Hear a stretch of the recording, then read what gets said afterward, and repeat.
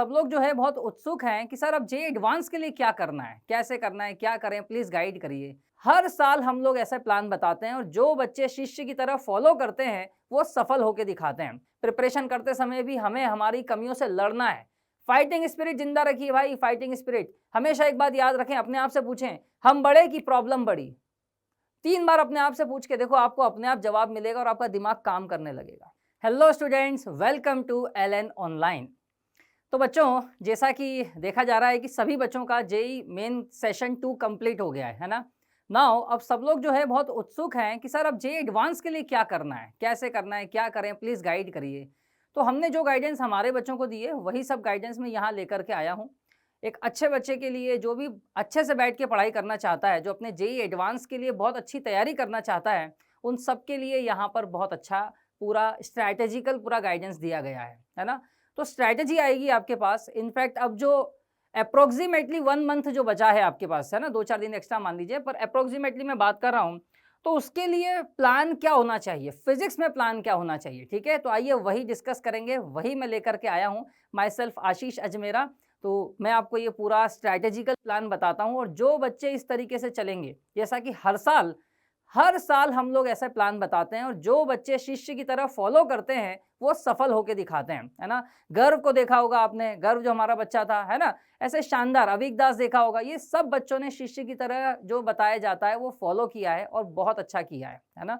तो अब हम चलते हैं स्ट्रैटेजी की तरफ। सबसे पहले स्ट्रैटेजी का इंपॉर्टेंस क्यों है ना? तो ये सबको पता होना चाहिए कि अगर आपके पास एक प्लान है, तो भले ही आपसे स्ट्रॉन्ग बंदा है कोई दूसरा, पर उसके पास प्लान नहीं है, तो आप फिर भी उसको पछाड़ सकते हैं, हरा सकते हैं, है ना? तो स्ट्रैटेजी का होना बहुत ज़रूरी है। स्ट्रैटेजी जितनी बढ़िया होगी, उसके अकॉर्डिंग आप प्रैक्टिस करेंगे और उसके तहत आप टेस्ट वगैरह देते रहेंगे, चलते रहेंगे अपनी प्रिपरेशन में, बहुत शानदार आप परफॉर्म करेंगे, ठीक है? और रिजल्ट बहुत शानदार, तो कॉलेज और आईआईटी का कॉलेज बहुत शानदार मिलेगा आपको, है ना? तो अब यही चीज़ें हम देखते हैं कि हमें क्या ध्यान रखना है, क्या करना चाहिए, है ना? एक राइट गाइडेंस बहुत ज़रूरी है। देखिए बच्चों, क्या होता है, आईआईटी की प्रिपरेशन तो लाखों बच्चे करते हैं, बहुत सारे बच्चे करते हैं, बट सही तरीके से, सही डायरेक्शन में तैयारी बहुत कम बच्चे करते हैं। तो होता है कि राइट डायरेक्शन अगर हमें पता हो तो हमारी एनर्जी बच जाती है, फालतू हम इधर-उधर अपना टाइम और एनर्जी वेस्ट नहीं करते हैं, ठीक है? तो आइए चलते हैं स्ट्रैटेजी की तरफ। देखिए, सेक्शन वाइज ब्रेकअप की बात करें, सबसे पहले हमें ये पता होना चाहिए कि फिजिक्स में कैसे पूछे जाते हैं क्वेश्चन, कौन सा टॉपिक ज़्यादा पूछा गया है ना? इनफैक्ट देखिए, हिस्ट्री इसलिए ज़रूरी होती है कि कई बार हिस्ट्री रिपीट होती है। जेईई मेन में तो होती ही होती है ना? तो वो सारी स्ट्रैटेजी जेईई मेन की बिल्कुल काम करती हैं। इस बार भी यही हुआ, जैसा बच्चों को बताया था, पेपर बिल्कुल वैसे ही आया है, उसी ट्रेंड पे आया है जो हिस्टोरिक अपना है। तो जेईई एडवांस में अगर हम देखें तो देखिए, इलेक्ट्रोमैग्नेटिज्म से 29% क्वेश्चन आते हैं, मैकेनिक्स से 28% क्वेश्चन आते हैं। ये जो टॉपिक का बंच है, ये आपके लिए बहुत बहुत इंपॉर्टेंट है, ठीक है? तो इसको प्रिपेयर करें, काफ़ी क्वेश्चन जेईई एडवांस यहाँ से पूछता है ना? मॉडर्न फिजिक्स इलेक्ट्रॉनिक्स, देखिए ये आता है, हीट एंड थर्मो ऑप्टिक्स है, वेव फ्लूइड्स है आपके पास। तो इसके अंदर आपको अपनी खुद की स्ट्रैटेजी बनानी आनी चाहिए, है ना? कि मुझे इस टॉपिक को स्ट्रॉन्ग करना है और ज़्यादा बढ़िया ध्यान देना है। इनफैक्ट आप देखेंगे तो इलेक्ट्रोमैग्नेटिज्म और मैकेनिक्स तो ऐसा है, ये शानदार कर लो, इसका तो एक भी क्वेश्चन गलत नहीं होना चाहिए, ऐसा कुछ बढ़िया करना है हमको, है ना? तो जो भी इसमें कमियां रह गई है, उस सबको सुधार कर लो, ठीक है? चलते हैं आगे, थोड़ा सा जेईई एडवांस के क्वेश्चन लेवल का एनालिसिस करते हैं। देखिए बच्चों, होता क्या है, जेईई जब एडवांस देते हैं, कोई भी एग्जाम देते हैं आप, तो एग्जामिनेशन हॉल का जो फियर होता है वो तगड़ा होता है, वो क्वेश्चन को थोड़ा टफ बना देता है, कहने का मतलब है। हालांकि अगर हम देखें तो जेईई एडवांस की अगर हम बात करें, देखिए इजी, मीडियम और हार्ड की बात करें तो इस तरीके से ये क्वेश्चन पूछे गए हैं, परसेंटेज की हम बात कर रहे हैं ऐसा कुछ। तो हार्ड, इजी और मीडियम की अगर आप बात करेंगे, है ना, जो अगर 2024 के पेपर की हम बात करें, है ना, तो ये पेपर ट्रेंड है, ध्यान रखिएगा। Easy question, medium question, hard question इतने आए, तो परसेंटेज अगर हम निकालें तो आप देख पाएंगे इजी का परसेंटेज ही ज्यादा है, सबसे ज्यादा इजी ही परसेंटेज है। मतलब इजी होते हैं भाई उसके अंदर क्वेश्चन, बट होता क्या, जो एग्जाम का डरावना माहौल होता है, कई बार हम लोग, है ना, वो एंग्जाइटी हमारे अंदर आ जाती है, उस वजह से हम क्वेश्चन नहीं कर पाते और हमें लगता है पेपर टफ चला गया। कॉन्फिडेंट रहना है बच्चों, यही हमें सीखना है कि हम प्रैक्टिस करें और मॉक टेस्ट वगैरह दें, हम अपना टेम्परामेंट कैसे मेंटेन करें, हम रिलैक्स रहें, हम शांति से, पेपर को स्पीड से तो करना है, पर मन जो है हमारा वो एकदम बढ़िया स्ट्रॉन्ग तरीके से चलना चाहिए, है ना? एंजाइटी नहीं आनी चाहिए, नर्वसनेस नहीं आनी चाहिए। तो आप क्या कर सकते हैं, इजी वाला देखें आप परसेंटेज। हम अगर ऐसा भी करें ना, कि पूरे पेपर में से ढूंढ के इजी क्वेश्चन भी कर लें तो भी बच्चों आप सिलेक्ट हो जाएंगे। साथ में अगर आप मीडियम देखें, मीडियम का भी परसेंटेज ज़्यादा है भाई, हार्ड का तो कम ही है, 20% से भी कम है बच्चों। बट अगर आप इजी कर लें और मीडियम का थोड़ा बहुत भी कोशिश करके करें तो जेईई एडवांस तो आपसे दूर नहीं है, आईआईटी के कॉलेजेस आपसे दूर नहीं है, आप आईआईटी के कॉलेज में जरूर होंगे। तो थोड़ा सा कहना चाहिए दिमाग लगा लो, थोड़ा स्ट्रैटेजी बना लो और बिल्कुल सही तरीके से चलो तो आपका सिलेक्शन श्योर शॉट है। इसमें हम ये कर सकते हैं, देखिए हार्ड का परसेंटेज देखेंगे है ना, तो ये जो हार्ड वाला है ना, तो हार्ड वाले 20% अप्रोक्सीमेटली मैं बात कर रहा हूँ, इसको छोड़ भी देंगे अगर हम तो भी हम बहुत अच्छा करेंगे, है ना। ये उन बच्चों के लिए बता रहा हूँ जिनकी ऐसी प्रिपरेशन है कि सर हमारा होगा या नहीं होगा, वो वाले जो शानदार कर रहे हैं परफॉर्म, उन्हें तो भाई सब कुछ करना है, उनके लिए तो एक्सेप्शन क्या है, उनको तो बहुत कहना चाहिए सब कुछ थोड़ा सा सिस्टमेटिक चलना है बस, बाकी करना सब कुछ है ना।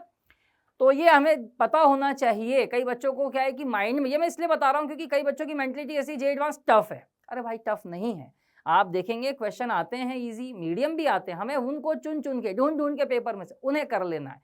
तो हमारे माइंड में एक प्लान होना चाहिए कि भाई पेपर है उसमें से इजी मीडियम पेपर क्वेश्चन को ढूंढ के सॉल्व कर लेता हूँ सबसे पहले, है ना। मैं आपको बताता हूँ, अमन बंसल जिसने टॉप किया था, है ना, 2017-18 ईयर में बोल रहा हूँ, बट उस बच्चे ने यही किया था, उसने कहा था पहली बार बच्चों उस समय जो पार्शियल मार्किंग इंट्रोड्यूस हुई थी, तो उसका ये स्टेटमेंट था कि मैंने जो क्वेश्चन सॉल्व किए उसमें कई सारे क्वेश्चन छोड़े भी थे, कई सारे ऑप्शन में भी छोड़े थे, तो जो जो उसको आता था कहना वो बस मैं करता गया और देखो सोचो फर्स्ट रैंक आई है उसकी। तो ऐसे होता है, इसमें हमें वही करना है, इजी मीडियम ऐसे क्वेश्चन अपने काम के ढूंढ के सॉल्व कर लें। स्मार्ट लोग वही होंगे, स्मार्ट बच्चे वही होंगे जो अपने काम के क्वेश्चन ढूंढ लें उसमें से इजी और मीडियम, और उनको बिल्कुल बढ़िया से कर लें, शानदार रैंक आ जाएगी। ठीक है, इसके ऊपर मैं इसलिए इतना बोलना चाहता हूं कि बच्चों की मेंटेलिटी रहती है जेईई एडवांस को टफ मानने की। मैं फिर से रिपीट करता हूं, it is not tough, easy ही होता है, इजी मीडियम ऐसा ही है ना। कॉन्फिडेंस बढ़ाएं, आप प्रैक्टिस करें और आप इस स्ट्रैटेजी के तहत चलेंगे, आप बहुत कुछ बढ़िया परफॉर्म करेंगे, है ना। चलिए, जेईई पेपर की रिक्विसाइट्स क्या है, क्या रिक्वायरमेंट चाहता है, क्या है जेईई पेपर आपसे। तो इसमें देखिए बच्चों, सबसे पहली होती है थिंकिंग एबिलिटी। क्वेश्चन जो आया है, देखिए रिपीट तो होने के चांसेस बहुत कम है, मतलब रेयरली होता है, कुछ ऐसे एग्जाम्पल हैं पुराने पर बहुत कम है बच्चों, है ना। बट क्वेश्चन जो होगा कॉन्सेप्ट जरूर वही सारे होंगे, तो आपकी थिंकिंग एबिलिटी होनी चाहिए, आपको नयापन क्वेश्चन का वो डील करना आना चाहिए।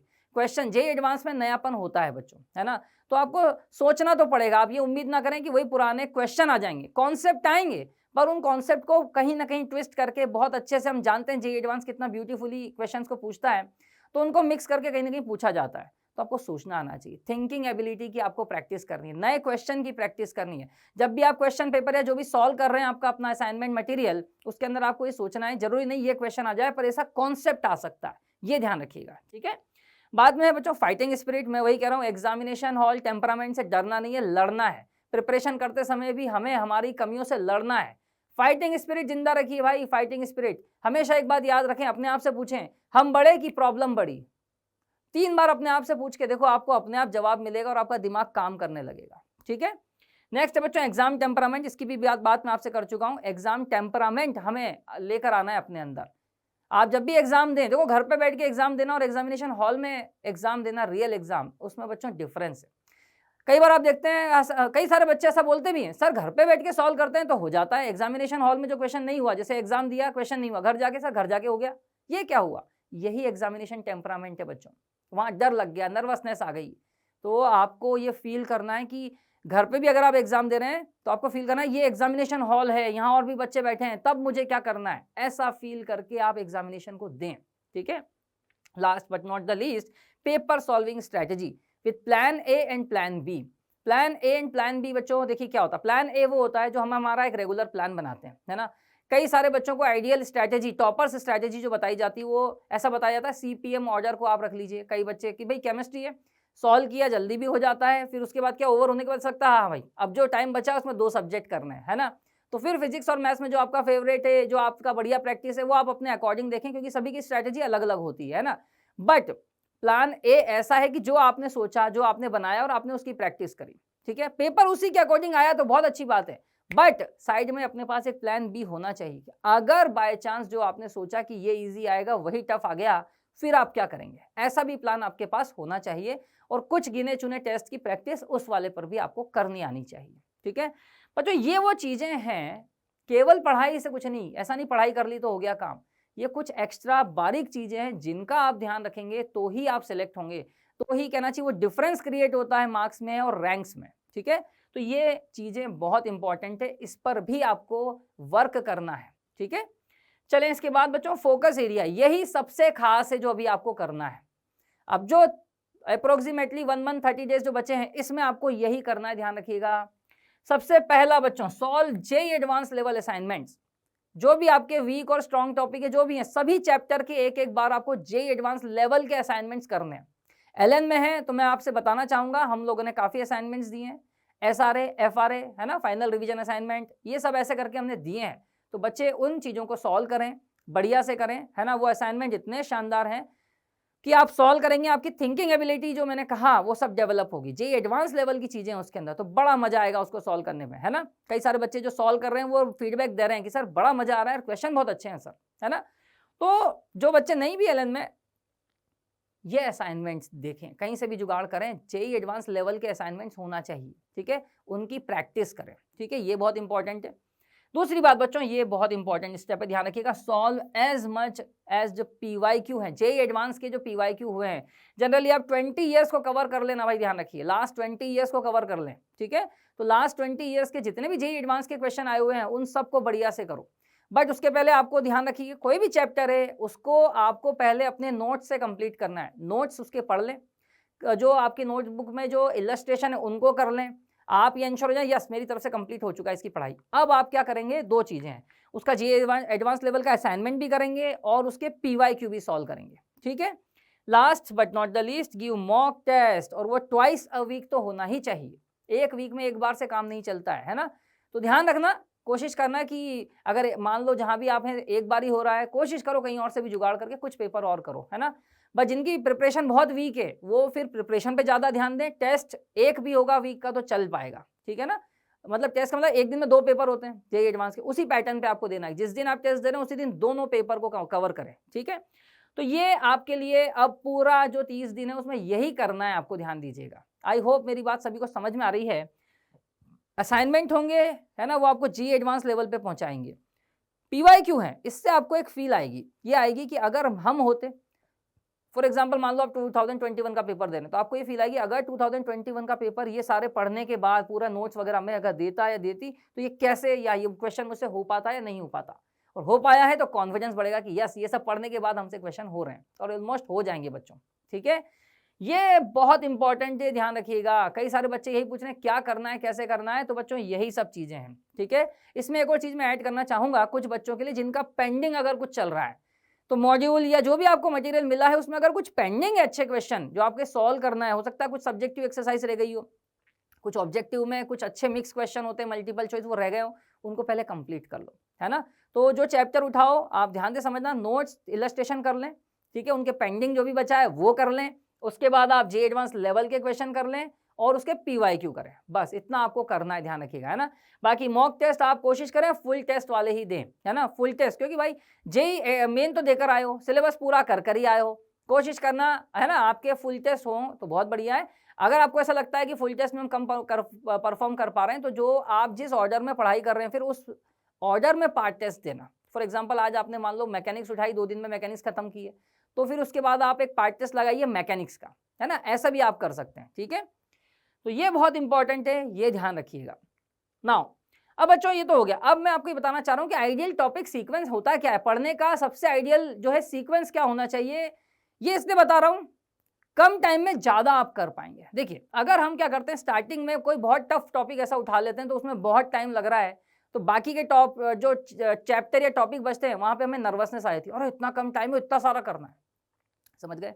सबसे पहले क्या करना है, इजी वाले टॉपिक, जनरली ये इजी बोले जाते हैं, आप भी मुझसे एग्री होंगे ही सही। ज्योमेट्रिकल ऑप्टिक्स से जल्दी हो जाता है, मॉडर्न फिजिक्स से ये भी बहुत जल्दी हो जाता है, हीट एंड थर्मोडायनेमिक्स इसमें अगर कुछ पार्ट बहुत आप जल्दी से कर लें, क्योंकि केमिस्ट्री में भी होता है फिजिक्स में भी होता है, ये बच्चे ना काफ़ी बढ़िया से कर लेते हैं। मुझे जो फीडबैक बच्चों ने दिया है कि यस सर ये तो बड़ा आसानी से हो जाता है हमसे, है ना। फिर आप एरर इंस्ट्रूमेंट करें, एरर इंस्ट्रूमेंट में क्या होता है, आप सोचो कितना कम है कंटेंट, और कंटेंट का मतलब कंटेंट तो है, मतलब जो होना चाहिए उतना ही, मतलब जो चैप्टर है अब उसमें कितना छोटा चैप्टर है भाई, एरर इंस्ट्रूमेंट में बहुत टाइम नहीं लगता है, मैकेनिक्स पूरा पढ़ोगे बहुत टाइम लगेगा, ये जल्दी करके खत्म करो। यहाँ तक अगर आप आ गए, आपको लगेगा हाँ यार एक बार का तो काफी कुछ हो गया है ना। फिर आप इलेक्ट्रोमैग्नेटिज्म उठाओ। मैक्सिमम बच्चों का मैं मानता हूँ इलेक्ट्रोमैग्नेटिज्म बढ़िया होता है। करंट के जो सर्किट वर्किट है ये आप बढ़िया से सॉल्व करते हैं। करंट बढ़िया से आता है तो कैपेसिटर के सर्किट वो भी आप बहुत अच्छे से करते हैं। मैग्नेटिक इफेक्ट के अंदर मैग्नेटिक फील्ड फोर्स ये आप बहुत अच्छे से कर लेते हैं, है ना। अब बचता है ईएमआई, तो इलेक्ट्रोमैग्नेटिक इंडक्शन की बढ़िया प्रैक्टिस करो। ये तो फेवरेट चैप्टर भी है जेई एडवांस का, है ना, तो आता ही है। तो थोड़ा ढंग से पढ़ेंगे तो आप इसको भी बढ़िया से कर लें तो ये चैप्टर भी आपकी मुट्ठी में आ गया, है ना। अब मैकेनिक्स के लिए हम ऐसा कर सकते हैं, फर्स्ट पार्ट जो मैंने लिखा, फर्स्ट पार्ट का मीनिंग होता है काइनेमेटिक्स से उठाओ और लगभग आपका जो है सेंटर ऑफ मास वहां तक कवर कर लो। यहां तक आप करके खुश हो जाओ, हाँ भाई मैकेनिक्स का इतना पार्ट तो हमारा हो गया। फिर आप उठाएंगे wave on string sound wave, wave optics और फिर फ्लूइड मैकेनिक्स, यहां तक आप उसको कंप्लीट करें, है ना। फिर और भी चीजें आ जाती हैं, जो भी बच गया उसके बाद, है ना, उसके बाद जो बचा हुआ सेकंड पार्ट, जैसे सेकंड पार्ट मैकेनिक्स का क्या होता है, रोटेशन, एसएचएम, इनको कवर करो, है ना। तो ये वाले जो टॉपिक है ये सीक्वेंस है, इसमें आपका टाइम बचेगा। आप उल्टा भी चल सकते हो बट यहाँ टाइम बहुत लग जाएगा, कॉन्फिडेंट। तो होता क्या है बच्चों, ये सीक्वेंस है, इसको इस तरीके से पढ़ेंगे तो टाइम बचेगा आपका। आप सोचो कम टाइम में आपने ये निपटा दिया, अब जो टाइम बच रहा है उसके अंदर आप टफ टॉपिक पे शांति से तसल्ली से बैठ के सॉल्व कर सकते हो, 4 क्वेश्चन ज्यादा प्रैक्टिस कर सकते हो, है ना। ये होना चाहिए। अब बच्चों ध्यान से समझना, ये न्यूली एडिट टॉपिक है, 2023 के पहले नहीं थे जेई एडवांस में, 2023 से ये आ चुके हैं, है ना। 2 बार पेपर हो चुका है, 23 और 24, नाउ इस बार 25 है। तो कहीं ना कहीं इन टॉपिक्स के आने के चांसेस ज्यादा हो जाते हैं। जैसे ईएम वेव है, डिफ्रैक्शन है, पोलराइजेशन है, second law of thermodynamics, damped and forced oscillations है। तो जैसे मैं आपको बताऊं, last to last year EM wave का क्वेश्चन आया था, जेई एडवांस में आया था और मल्टीपल चॉइस करके बड़ा आसान सा क्वेश्चन आया था, आप उठा के पीवाईक्यू देख सकते हैं, है ना। तो इस तरीके से ये हमें पता होना चाहिए, स्ट्रैटेजी के अंदर में पता तो होना चाहिए ना चीजें, है ना। तो ये वाली बात है, ये टॉपिक ऐड हुए, इनके आने के चांसेस हैं। कहीं ना कहीं वो कोशिश करते हैं कि जब हमने टॉपिक दिया है, अलग से बताया कि ये टॉपिक हम ऐड कर रहे हैं, तो कहीं ना कहीं क्वेश्चन दें, तब जाकर के जस्टिफाई होगा, है ना। तो इनको जरूर आप थोड़ा एक्स्ट्रा एफर्ट लगा के पढ़ लें, है ना। चलिए इसके बाद बच्चों, topic with less input and more output, मतलब मेहनत कम करें और रिजल्ट ज्यादा मिले, 1 का 10 इस तरीके से, मतलब मेहनत 1 कदम की कर रहे हैं, है ना, या एक उसकी लेवल की मेहनत कर रहे हैं, उसका रिजल्ट 10 टाइम्स मिल रहा है, तो क्या मजा आएगा बच्चों, है ना। तो देखिए एरर इंस्ट्रूमेंट, जैसे मैंने अभी कहा था, छोटा चैप्टर है, जल्दी कवर हो जाता है और उसका क्वेश्चन आ ही रहा है जेई एडवांस में, आप उठा के देखें ऑलमोस्ट हर साल क्वेश्चन आया है। ऐसे बच्चों EM wave and wave optics, ये पूरा आप देखेंगे, मैंने अभी बताया था टॉपिक ऐड हुए हैं, तो ईएम वेव वेव ऑप्टिक्स जो है ये पूरा का पूरा जेई एडवांस में है, ये जल्दी भी कवर हो जाता है। इंटरफियरेंस वाला पार्ट थोड़ा सा बड़ा है, थोड़ा टाइम लगता है, पर उसको भी आप कर लेंगे। तो डिफ्रैक्शन, पोलराइजेशन तो बहुत छोटे छोटे हैं इसमें चैप्टर, है ना, तो ये बहुत जल्दी कवर हो जाएंगे। इसके बाद जो हीट ट्रांसफर, अब हीट ट्रांसफर में अगर आप कंडक्शन ढंग से पढ़ लेते हैं तो कंडक्शन इज बिल्कुल सिमिलर है टू करंट इलेक्ट्रिसिटी, सारा का सारा करंट से रिलेटेड। हम पढ़ाते समय भी बताते हैं, एनालॉजी बताते हैं विद करंट। करंट अगर आपको आता है तो आप कंडक्शन के क्वेश्चन बहुत आसानी से कर सकते हैं, समझ गए। फिर बचता है इसमें रेडिएशन वाला पार्ट, है ना। तो रेडिएशन वाले पार्ट को मैं इसलिए बोलना चाह रहा हूँ, यहाँ छोड़ के मत जाना, क्योंकि क्या होता है जेई में आप देखेंगे उठा के, या तो कंडक्शन से क्वेश्चन आया है जेई एडवांस में, या फिर रेडिएशन से आया। रेडिएशन इज नॉट टफ, इसको बस है ना 2 से 3 बार रीडिंग मांगता है ना। न्यूटन्स लॉ ऑफ कूलिंग हो गया, स्टीफन्स लॉ हो गया, थोड़ा पढ़ोगे प्रैक्टिस करोगे तो बिल्कुल बनेगा आपसे, ठीक है। इसके बाद ग्रेविटेशन है, आप खुद देख रहे हैं, पीवाईक्यू वगैरह उठा के देखिए ग्रेविटेशन में से कितने क्वेश्चन आते हैं। और भी है इलेक्ट्रोस्टैटिक्स, तो बच्चों अकेला इलेक्ट्रोस्टैटिक्स ऐसा है, मैं देखो और भी ईयर्स में आए, 2012 की अकेले बताता हूँ, उस ईयर 5 क्वेश्चन इलेक्ट्रोस्टैटिक्स से ही आए, केवल एक ही चैप्टर से, सोचो। तो ये भी बहुत इंपॉर्टेंट है। बाकी हर साल 2 या 3 तो क्वेश्चन आ ही रहे हैं इसमें से, है ना। मॉडर्न फिजिक्स, अरे भाई जानते हो आप लोग, ये बहुत जल्दी हो जाता है ना। केमिस्ट्री में भी कुछ पार्ट होता है इसका, ये भी होता है। मेरा मानना है कि modern physics is very scoring, मतलब सबसे स्कोरिंग अगर कुछ है फिजिक्स में वो है मॉडर्न फिजिक्स। इसका क्वेश्चन जितना आप टाइम देते हो उसमें, उससे मतलब जितना टाइम देते हो उस रेशियो में आंसर जल्दी निकल के आता है ना, वेरी स्कोरिंग। बाकी फिर आप thermodynamics, specially PV graph, cyclic process, इसको तो मत छोड़ना भाई, ये तो बहुत लड्डू सवाल होते हैं इसके, है ना। ये तो बढ़िया प्रैक्टिस करो, जहां भी और क्वेश्चन मिले और प्रैक्टिस करो, ये गलत नहीं होना चाहिए, है ना। फिर ईएमआई, इलेक्ट्रोमैग्नेटिक इंडक्शन, जो मैंने आपसे कहा ये फेवरेट चैप्टर है का जेई एडवांस का, तो इसमें से आएगा क्वेश्चन, ध्यान रखिएगा। तो यही सारे हैं जिसमें इनपुट आप देते हो तो आउटपुट ज्यादा मिलता है, ठीक है ना। तो ये स्मार्ट अप्रोच है। कुछ बच्चे पूछते हैं हमसे कि सर ऐसा बता दीजिए जिसमें मेहनत करें पर जल्दी आंसर आ जाए या हो जाए हमसे, तो ये वही है आपके लिए लेकर आया हूं मैं, ठीक है। नेक्स्ट बच्चों, regarding mock test, mock test जो आप देंगे, ध्यान रखिएगा, टेस्ट का मैंने आपको बताया ही है, टेस्ट देना है।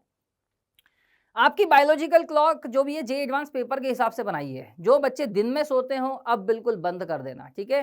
क्योंकि आपके जो पेपर्स हैं वो दिन में होंगे, तो उस पूरा जो ड्यूरेशन है उसमें आपको नहीं सोना है। आपको अपनी बॉडी की जो बायोलॉजिकल क्लॉक है उसको उसके अकॉर्डिंग सेट कर लेना है, समझ गए? Next, always have plan A and plan B. ये मैं आपको बता चुका हूं पर होना जरूरी है आपके पास में, ध्यान रखिएगा। ये पेपर सॉल्विंग प्लान होता है, मैंने आपको बताया था जिसका जो फेवरेट है उसके अकॉर्डिंग जो भी आपने स्ट्रेटेजी बनाई है उसकी प्रैक्टिस करिए। बट अगर वैसा नहीं आए तो फिर तो एक प्लान बी होना चाहिए, उसके कुछ पेपर 2-3 उस पर भी प्रैक्टिस करके रखें, ठीक है? नेक्स्ट बच्चों, rejection of questions is more important than selection. ये आपको पता चलना चाहिए। ऐसा नहीं कि आप कोई टफ क्वेश्चन आया और आप भी उलझ गए उसके अंदर, नहीं आज तो ये होना ही होना है मुझसे, मैंने तो सब कुछ किया है, ऐसा नहीं।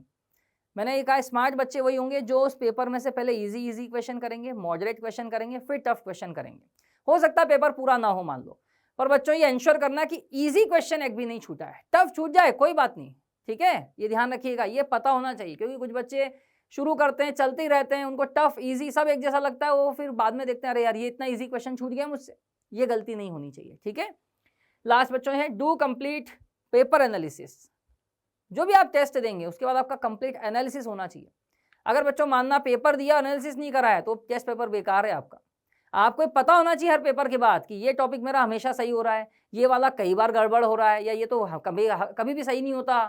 तो आपको ये एनालिसिस होना चाहिए ताकि आपका कॉन्फिडेंस लेवल उन चैप्टर्स में उसके अकॉर्डिंग हो और आप वैसे ही अटेम्प्ट करें। फॉर एग्जाम्पल मान लो कोई टॉपिक जो बार बार गलत हो रहा है तो आपको पता रहेगा भाई या तो इसकी प्रैक्टिस और कर लूँ और नहीं तो इसका क्वेश्चन आएगा तो मुझे लास्ट में करना है ना? मैंने आपसे ये कहा है रिजेक्शन, तो ये समझ में आना चाहिए ना कि ये वाला टॉपिक का क्वेश्चन मुझसे हमेशा गलत होता है। तो आप एक बार देख लो, उसका इजी क्वेश्चन है तो कर लो, टफ है तो छोड़ दो भाई, समझ गए? तो ये आपकी स्ट्रैटेजी का एक बहुत इंपॉर्टेंट पार्ट होना चाहिए। नेक्स्ट बच्चों है सेल्फ एनालिसिस टेबल। इसमें क्या होता है, देखिए स्ट्रॉन्ग टॉपिक्स और वीक टॉपिक आपको लिखना है सबसे पहले, है ना? कोई भी आप XYZ यहाँ पर टॉपिक आपने लिखा, यहाँ भी लिखा, है ना? तो अभी से बना सकते हो चाहो तो, है ना? या फिर टेस्ट वगैरह देते हैं, थोड़ा प्रैक्टिस करते हैं, उसके बाद भी बन जाता है। आपको पता होना चाहिए कौन सा स्ट्रॉन्ग है और कौन सा वीक है। तो जब भी पेपर अटेम्प्ट करोगे, आपको क्वेश्चन आया, आपको पता चला स्ट्रॉन्ग टॉपिक में से अटेम्प्ट करो, आपको लग रहा है ये क्वेश्चन ही बहुत टफ है तो फिर आप छोड़ सकते हो। अदरवाइज आपका स्ट्रॉन्ग टॉपिक है और क्वेश्चन भी वहीं से मॉडरेट है तो आपको करना ही करना है फिर तो, है ना? एक्चुअली क्या होता है पेपर सॉल्व करने का में जो क्वेश्चन करना है या नहीं करना है इसका डिसीजन यहीं पे ही हो पाता है। आपने कोई क्वेश्चन पढ़ा, आपने देखा ये जो क्वेश्चन है ये मेरे स्ट्रॉन्ग टॉपिक का है तो आपको लगेगा हाँ मुझे करना है। अब आप पढ़ के देखते हो आपको लगता है टफ है या ईजी, दो ही बात होंगी। ईजी है तो आप कर डालो, टफ लग रहा है तो फिर उसको छोड़ दो, किसकी कैलकुलेशन लेंगी या जो भी टफ है छोड़ दो लास्ट के लिए, है ना? वीक टॉपिक का कोई क्वेश्चन साफ ही दिख गया यार ये तो मेरा बहुत वीक है और उसी का क्वेश्चन आ गया, आपको पता है क्रिस्टल क्लियर कि ये तो पहले राउंड में छोड़ना ही छोड़ना है ना? तो वो डिसीजन आपका क्विक होगा तो आप पेपर में टाइम बचा पाएंगे, है ना? इसके बाद बच्चों एक और चीज होती है स्ट्रॉन्ग पैटर्न और वीक पैटर्न। ये पैटर्न का क्या मतलब है? पैटर्न हम बात करें पेपर का जो पैटर्न होता है जिसमें सिंगल करेक्ट होते हैं, मल्टीपल करेक्ट होते हैं, कई बार पैराग्राफ के क्वेश्चन है, मैच द कॉलम वाले। अब क्या होता है कई बच्चे ऐसे बोलते हैं सर मैच द कॉलम में क्या होता है, जो मल्टीपल मैचिंग होती है आपको पता होगा इधर ABCD इधर PQRST तक जाते हैं, तो कई बार उस वाली में टाइम बहुत लग जाता है और कई बच्चों का वीक होता है वो, है ना? तो आपको पता होना चाहिए कि स्ट्रॉन्ग पैटर्न कौन सा है। जैसे आपको पता है ऑब्जेक्टिव तो बहुत बढ़िया है ना, ऑलमोस्ट होते हैं सब बच्चों के। मल्टीपल में भी कई बच्चे इतनी बढ़िया प्रैक्टिस करते हैं, उनको लगता है मल्टीपल अपना बढ़िया है। पार्शियल मार्किंग वाला लिख सकते हो कि ये वाला मेरा बहुत बढ़िया है, इसमें 2 आएंगे 2 कर देंगे, 3 आएंगे 3 कर देंगे, 4 आएंगे 4 कर देंगे, है ना? वीक पैटर्न में भी आप लिख सकते हो जो भी आपका है ना? मैट्रिक्स मैच है, मैच द कॉलम है, ये हमें पता होना चाहिए ताकि जब भी हम पेपर सॉल्व करें, मान लो फॉर एग्जाम्पल किसी का मैट्रिक्स मैच वीक है बट क्वेश्चन ईजी आ गया तो आप उसको कर लो, बट टफ आ गया तो आपको दोनों चीजें पता है यार ये तो जो टॉपिक है ये जो पैटर्न ये मेरा वीक है और क्वेश्चन भी टफ है, तो अभी छोड़ना बनता है। तो पहले राउंड में छोड़ो, बाद में टाइम जब बचेगा या जो भी होगा सेकंड राउंड में आप आएंगे तब उसको आप सॉल्व कर लें। तो बच्चों एक विन विन स्ट्रैटेजी मैं आपको समझा रहा हूँ इसके अंदर कि आप करेंगे तो भी आपका फायदा है और नहीं कर पाए तो भी आप खुश रहोगे कि भाई हमें पता था तो वीक है, समझ गए? तो जब पता है और वीक है और टफ क्वेश्चन है तो बहुत अच्छा रहा कि आप घर आके खुश होंगे कि अच्छा हुआ यार ये तो टफ था, ये तो मैंने उठाया नहीं, बहुत बढ़िया रहा, अदरवाइज इसमें टाइम खराब होता और इसमें टाइम खराब नहीं किया तो इसकी बजाय में 4 क्वेश्चन दूसरे हम कर पाए सॉल्व, है ना? तो ये हमें सारी चीजें बच्चों पता होना चाहिए। तो ये हमें पूरा स्ट्रैटेजिकल प्लान है जो आपके पास लेकर आया हूँ, जो शिष्य लोग होंगे वो मानेंगे, फॉलो करेंगे, उनको फायदा होता है, हर साल देखा है हमने, है ना? तो ऐसा ही कुछ प्लान सभी के लिए ये पूरा प्लान आ गया है, ध्यान रखें। हम चाहते हैं बच्चों आप बहुत मेहनत करें, बहुत अच्छे से राइट डायरेक्शन में मेहनत करें और बहुत शानदार मार्क्स से, शानदार रैंक से आप सिलेक्ट हो JEE एडवांस में और बहुत बढ़िया आपको IIT मिले। है ना? तो बच्चों ऐसी शुभकामनाओं के साथ, है ना, आपको ऑल द बेस्ट और एलन के साथ जुड़े रहिए और यहाँ पर बहुत अच्छे से पढ़ाई करते रहिए, गाइडेंस को फॉलो करते रहिए। Once again all the best बच्चों।